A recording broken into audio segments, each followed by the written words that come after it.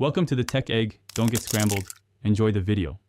You have the essentials: device, Swift playgrounds, and a simple plan. Open the app and create a new playground using the game or blank template. This gives you a scene to run code immediately. Once created, name your main file and add a comment header. Start by defining your main game loop and one player object so you can test interactions fast. Make sure to sketch the mechanic on paper. It clarifies what classes and assets you'll add next. Now implement the playable parts. Create a player class with position, velocity, and input handlers for touch or keyboard. Add physics attributes and collision callbacks so objects react predictably. Introduce a spawn system for enemies or pickups with timers and randomization. Test spawn rates and difficulty scaling.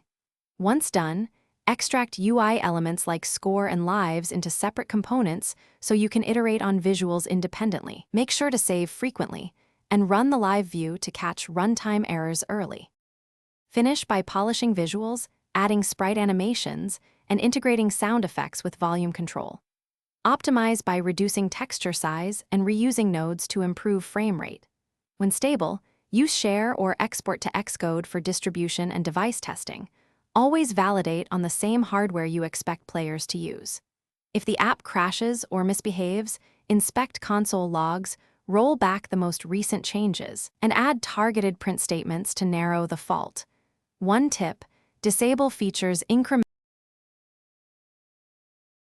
Thanks for watching. Consider subscribing if I helped unscramble your problems.